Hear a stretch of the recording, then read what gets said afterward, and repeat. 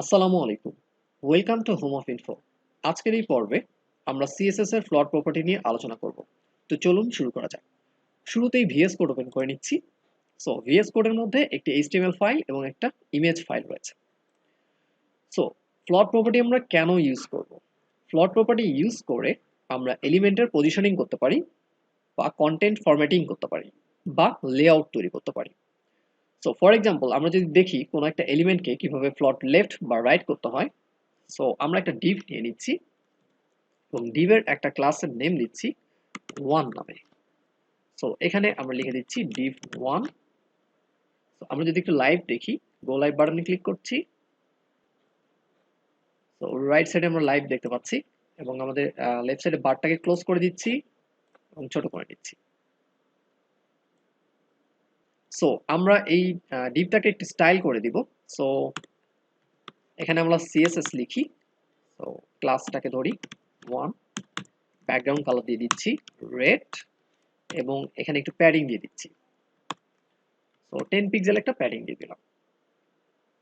So আমরা যখনই কোনো একটা এলিমেন্টের ফ্লট প্রপার্টি ইউজ করব, তখন সেটা ভেসে উঠবে, নিজের জায়গা ছেড়ে দিয়ে ভেসে উঠবে, যেমনটা পজিশন রিলেটিভ বা অ্যাবসলিউটের ক্ষেত্রে দেখেছিলাম। সো আমরা যদি এটাকে ফ্লট লেফট করে দিই, তাহলে যেটা হবে সেটা হচ্ছে তার যতটুকু কন্টেন্ট ততটুকু জায়গা জুড়ে থাকবে এবং এটি নিজের জায়গা ছেড়ে দিয়ে উপরে ভেসে উঠবে। সো আমরা যদি এটাকে রাইট দেই, তাহলে এটা রাইট সাইডে চলে যাবে। সো ফ্লট লেফট এবং রাইট ইউজ করে আমরা লেফট সাইডে এবং রাইট সাইডে কোনো একটা এলিমেন্টকে মুভ করাতে পারি। ওকে।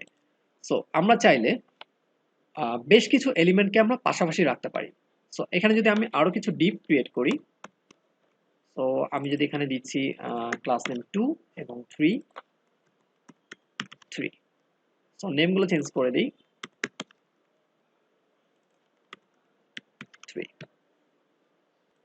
সো আমি এই ফ্লটটা ক্যান্সেল করে দিচ্ছি, দিয়ে সবগুলো এলিমেন্টকে স্টাইল করে দিচ্ছি। 2, সো ব্লু, প্যাডিং হচ্ছে 10 পিক্সেল, 3, এটা হচ্ছে ব্যাকগ্রাউন্ড কালার দিচ্ছি আমরা গোল্ড এবং প্যাডিং আমরা দিচ্ছি 10 পিক্সেল।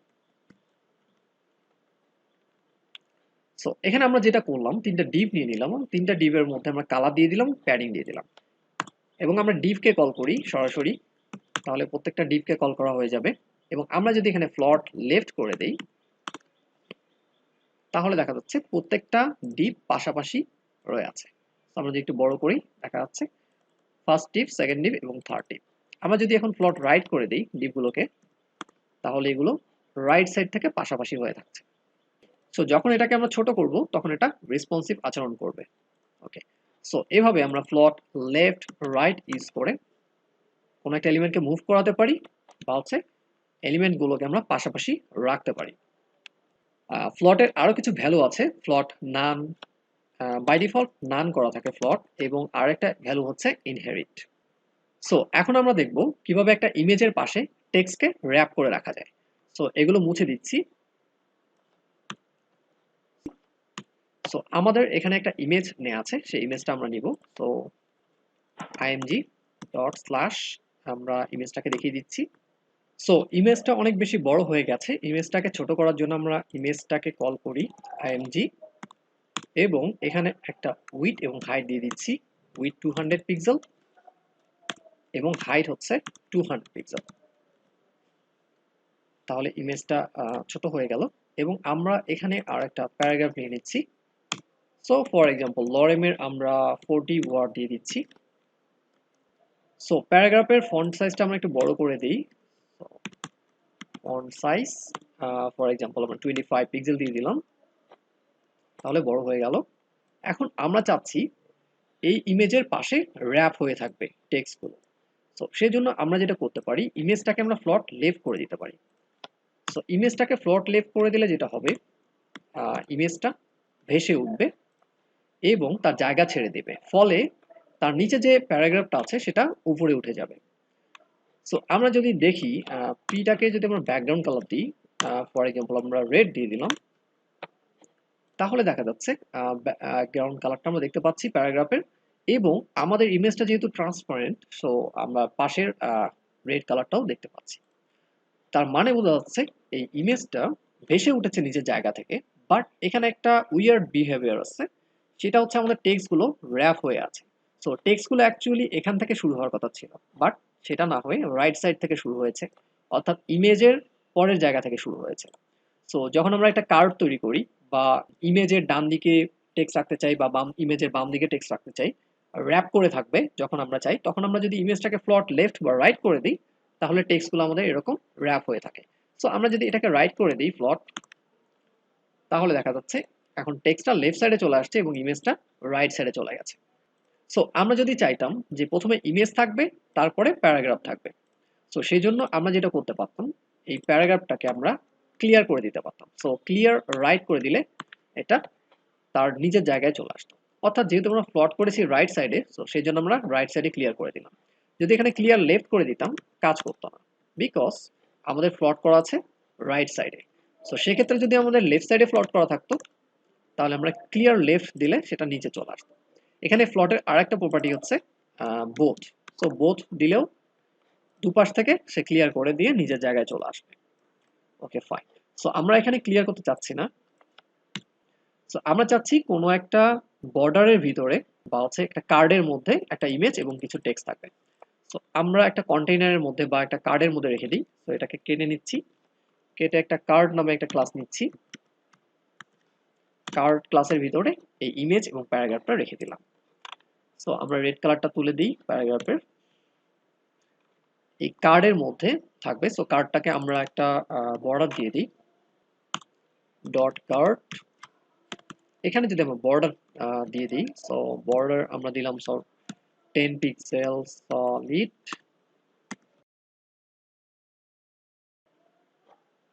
সো দেখা যাচ্ছে কার্ডের মধ্যে একটা কার্ড আছে এখানে, কার্ডের ভিতরে আমাদের ইমেজ এবং টেক্সট আছে। আমরা যদি এটাকে বড় করি, সো বড় করার পর এখানে একটা প্রবলেম আমরা দেখতে পাচ্ছি, সেটা হচ্ছে আমাদের ইমেজটা এই কার্ডের বাইরে চলে আসছে, অর্থাৎ বর্ডারের বাইরে চলে আসছে। সো এই প্রবলেমটা আমরা কিভাবে সলভ করব? সো এটা ওভারফ্লো হয়ে যাচ্ছে, আমাদের বর্ডার থেকে বাইরে বের হয়ে আসছে। সো এই প্রবলেমটা সলভ করার জন্য আমরা কার্ডের মধ্যে আরেকটা প্রপার্টি ইউজ করতে পারি, সেটা হচ্ছে ওভারফ্লো। ওভারফ্লো যদি আমরা অটো করে দেই, এখন যদি আমরা এটাকে বড় করি, তাহলে দেখা যাচ্ছে এটা ওভারফ্লো হয়ে যাচ্ছে না এবং আমাদের কন্টেন্ট গুলো বর্ডারের ভিতরেই থাকছে। সো আমরা এখানে প্যাডিং দিয়ে দিতে পারি। সো প্যাডিং দিলে আরো ভালো লাগবে। সো যদি আমরা 5 পিক্সেল একটা প্যাডিং দিয়ে দিই, সো সব দিক দিয়ে 5 পিক্সেল একটা প্যাডিং চলে আসছে। সো এইভাবে আমরা কার্ড তৈরি করতে পারি। এখন যদি আমাদের ইচ্ছে হয় যে আমাদের ইমেজটাকে আমরা রাইট সাইডে দিব, তাহলে আমরা ফ্লট রাইট করে দিলেই ইমেজটা রাইট সাইডে চলে যাবে। সো ওভারফ্লোর আরো কয়েকটি ভ্যালু আছে, এখানে আমরা অটো না দিয়ে এখানে হিডেন দিয়ে দিতে পারতাম।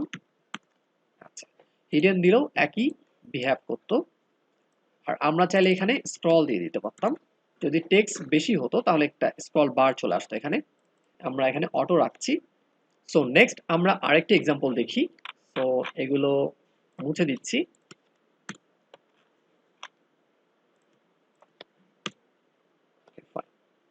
সো প্রথমে আমরা একটা কন্টেইনার নিয়ে নিই। সো কন্টেইনারের ভিতরে আমরা দুটো ডিপ নিয়ে নিব। সো প্রথমটা আমরা নিচ্ছি বক্স এ। সো প্রথমটা আমরা বক্স এ নিচ্ছি। সো বক্স এ নামে একটা ক্লাস নিয়ে নিচ্ছি এবং পরের ডিপটাকে আমরা বক্স বি দিয়ে দিচ্ছি। সো শুরুতেই আমরা কন্টেইনারের একটা কালার দিয়ে দিচ্ছি, ব্যাকগ্রাউন্ড কালার।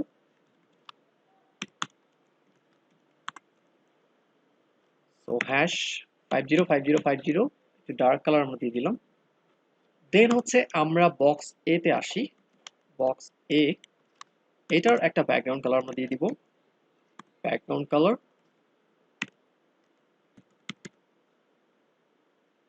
তো এটার একটা উইডথ হাইট আমরা দিয়ে দিচ্ছি 100 পিক্সেল এবং হাইট দিয়ে দিচ্ছি 100 পিক্সেল। সো আমরা দেখতে পাচ্ছি এটি হচ্ছে আমাদের বক্স এ এবং ডার্ক কালারটা হচ্ছে আমাদের কন্টেইনার। সো আমরা বক্স বি তেও এরকমটা দিয়ে দিই। সো এটি হচ্ছে আমাদের বক্স বি। সো আমরা দেখতে পাচ্ছি এটা হচ্ছে বক্স এ আর এটি হচ্ছে বক্স বি। সো আমরা যদি চাই বক্স বিটাকে রাইট সাইডে দিতে এবং বক্স এটাকে লেফট সাইডে দিতে, সো আমরা যেটা করতে পারি বক্স বিটাকে আগে রাইট সাইডে দিয়ে দিই আমরা প্লট রাইট, তাহলে এটা রাইট সাইডে চলে গেল। তো এটাকে যদি আমরা লেফট সাইডে দিতে চাই বক্স এটাকে, তাহলে আমরা প্লট লেফট করে দিতে পারি। তাহলে যেটা হলো এখানে একটা উইয়ার্ড বিহেভিয়ার চলে আসছে যে কন্টেইনারটা আমাদের হারিয়ে গেল। বক্স এটা আমরা লেফট সাইডে দেখতে পাচ্ছি ঠিক আছে, এবং বক্স বিটাও রাইট সাইডে দেখতে পাচ্ছি সেটাও ঠিক আছে, বাট উপরের যে আমাদের মেইন যে আমাদের প্যারেন্টটি কন্টেইনার সেটার ব্যাকগ্রাউন্ড কালার দেখা যাচ্ছে না। সো আমরা যদি একটু ইন্সপেক্ট করি এবং একটু বড় করে নিচ্ছি, সো আমরা যদি কন্টেইনারে ক্লিক করি তাহলে এখানে কন্টেইনারটা আমরা দেখতে পাচ্ছি না, শুধু ডট ডট দেখতে পাচ্ছি। Okay fine. সো এই বিহেভিয়ার সলভ করার জন্য আমরা এখানেও ওভারফ্লো ইউজ করতে পারি। সো আমরা যদি কন্টেইনারের মধ্যে ওভারফ্লো দিয়ে দিই, সো ওভারফ্লো অটো করে দিচ্ছি, তাহলে দেখা যাচ্ছে আমাদের ব্যাকগ্রাউন্ড কালারটা চলে আসছে। সো এই ছিল সিএসএস এর ফ্লট প্রপার্টি নিয়ে কথাবার্তা। So thank you for watching, ভালো থাকবেন সবাই, আল্লাহ হাফেজ।